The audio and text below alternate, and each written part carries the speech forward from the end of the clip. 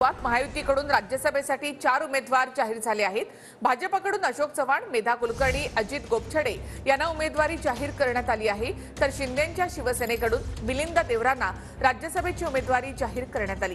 मात्र राष्ट्रवादीकडून राज्यसभेसाठी अद्याप उमेदवार जाहीर करण्यात आलेला नाही।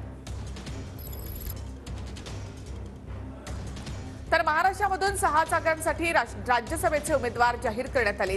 त्यामध्ये भाजपकडून अशोक चव्हाण, मेधा कुलकर्णी आणि डॉक्टर अजित गोपछडे यांची नावे जाहीर करण्यात आली, तर शिवसेनेकडून म्हणजे शिंदेंच्या शिवसेनेकडून मिलिंद देवरा आणि काँग्रेसकडून चंद्रकांता हंडोरे यांचं नाव जाहीर करण्यात आलं।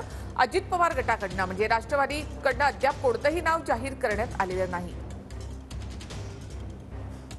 भारतीय जनता पक्षाने राज्यसभेची मला उमेदवारी घोषित केल्याबद्दल मी देशाचे पंतप्रधान श्री नरेंद्रजी मोदी, अमित भाई शहा, त्याचबरोबर जे.पी. नड्डा, जे राज्याचे उपमुख्यमंत्री देवेंद्र फडणवीस जी आणि महाराष्ट्र भाजपाचे अध्यक्ष श्री बावनकुळे यांचे मनपूर्वक आभार मानतो की माझ्यासारख्या नवख्या म्हणणाऱ्या म्हणजे त्या पक्षामध्ये गेल्यानंतर ताबडतोब ही जबाबदारी माझ्यावर त्यांनी सोपवली।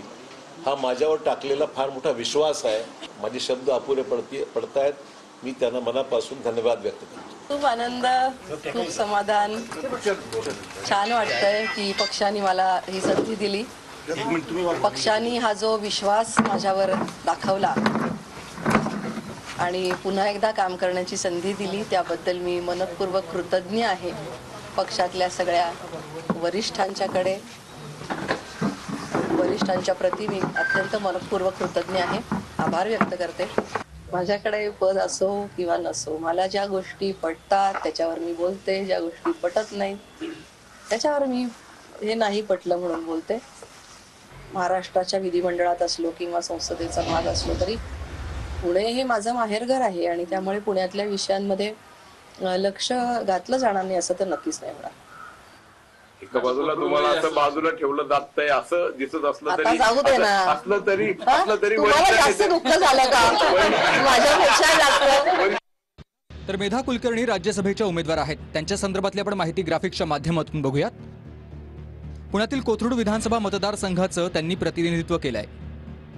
2014-19 पर्यंत कोथरूडमधून त्या आमदार राहिल्या आहेत।